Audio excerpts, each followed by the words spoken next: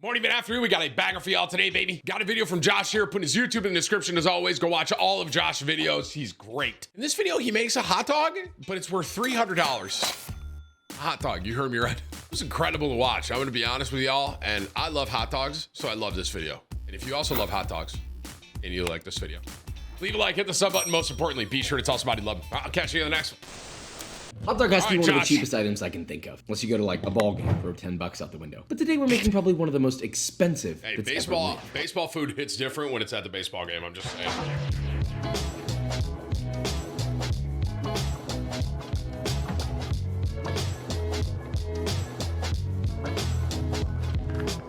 So this is a $1 hot dog versus like a $300 one. I'm gonna be honest, I think the $1 one's gonna be better.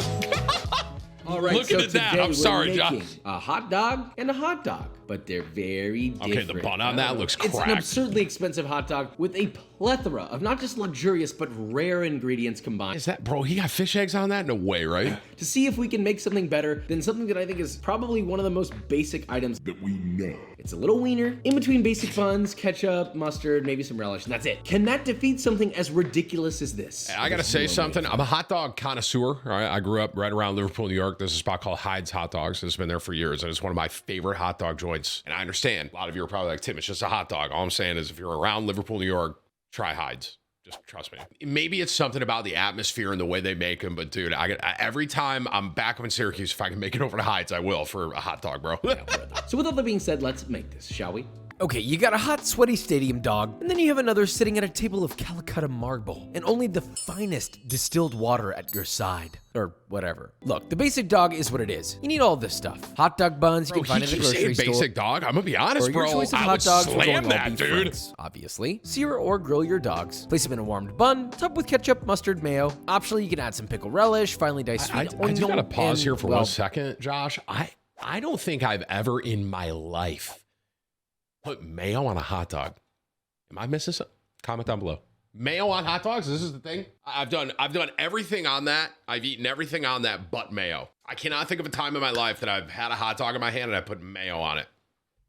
Am I missing out? Is that cracked? That's really it. Sure, love it's mayo, simple, bro. and it looks exactly as you'd expect. But how does our hot dog compare? This dog is comprised of completely hand/homemade hot dogs with some of the most rare pork and beef on the planet. A king crab dog, spruce tip pickled mustard seeds, and onion fondue aioli, and Oh my much gosh, more. bro. So let's begin and make this quick. It looks But like it's a grilled straightforward. This is cheese the exact bun. same bun recipe from my most recent homemade hot dog video. Link in the description for that. Just know that we made these completely from scratch, which ultimately actually saved us money so far. So not a good start on the expensive aspect here. So next up, the dog. Oh my God, look who got a new meat grinder. You know, it's just like they say. There's nothing more beautiful than a young soul in his brand new meat grinder. Now, anyway, start by grinding a mixture of 4 pounds or 1,800 grams of Kurobuta pork, 2 pounds or 900 grams of the finest Texas Wagyu tri-tip. I didn't do A5 because that felt a little too sacrilegious. 1 pound or 450 grams of foie gras that's been sliced, scored, and seared on both Foie sides, gras? and half a pound or 225 grams of pork fat. Grind This all that together, and once it's all foie fully gras, ground, bro. run it through What your meat is grinder one more time to get it foie extra fine. gras? Now, in a separate I don't know how to large bowl, spell add it. 72 grams of sausage binder flour, That's 2 fat teaspoons or 5 liver. grams of ground black pepper, 2.5 tablespoons or 24 I don't know grams about of that. smoked I don't know if paprika, I'd eat 1 this tablespoon or $300 5 one. grams of ground I'm gonna be coriander, 1 honest, bro. tablespoon or 12 grams of garlic powder, 2 teaspoons or 3 grams of sancho powder, 2 tablespoons or 24 grams of salt. Good lord,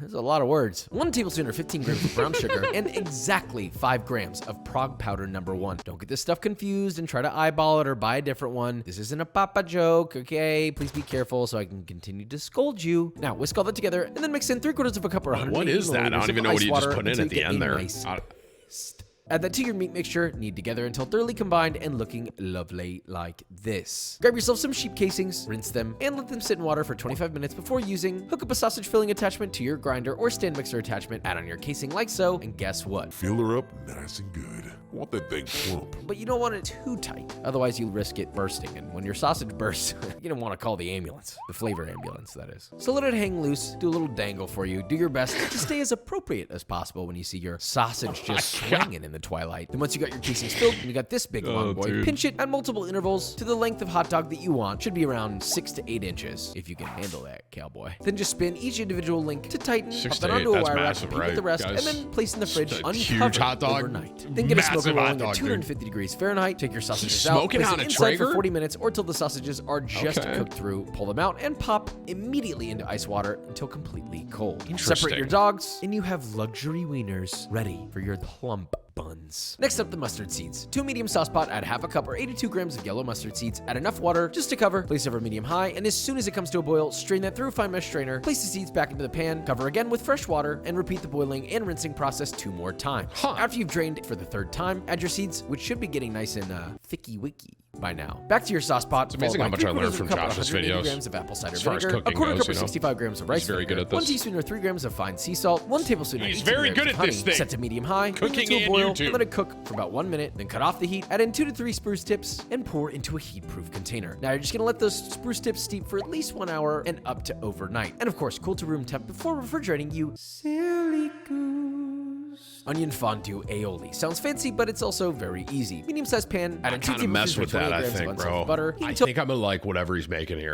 Onion fondue aioli, bro. Onion diced. Season I to taste like with a salt. malt Lower the heat to vinegar medium one, low bro. and cook That's stirring mad often good for too. 20 minutes or Aioli. until I don't even know what lightly aioli caramelized is. to a nice golden I brown. like it. I said easy, okay? Not fast. Anyway, add a light splash of your most expensive whiskey, a $1,000 bottle. Not a bad idea. Look, at this point, I'm just trying to add on cost here. As soon as that comes to a boil, carefully ignite the steam from afar with a blowtorch and let it flambe until the flame goes. If there's one thing I will never do in my kitchen, it is light like alcohol on fire and flambe something, because I'd probably set my house on fire. Continue to simmer until all the liquid is gone. There's Toss, no way, bro. adjust salt levels, and it's done. In a medium sauce pot, combine 10 cloves of garlic, 1 1/4 cup or 300 milliliters of vegetable oil, heat over medium, and just let those cook. They'll start to bubble, simmer, whatever you want to call it. Really, it's a confit, and you're just gonna let those cook gently until the garlic is soft and golden. Don't overdo it. Strain the garlic out and leave them separate to cool to room temp. Now, to a blender, add in your caramelized onion, your cooked now confit and cooled garlic cloves, half a cup or 30 grams of Parmigiano Reggiano, a 1/4 cup or 60 milliliters of lemon juice, 1 egg yolk, 2 tablespoons or 32 grams of Dijon mustard. Is this the base for all aioli stuff? This is very interesting. Water to loosen the mixture without watering it down. I would have sworn there was some mayo in that, but all right. Now, once it's blending and vortexing nicely, let it rip until as smooth as possible, about 15 to 20 seconds, and then stream in all of your garlic oil from confiting the garlic earlier.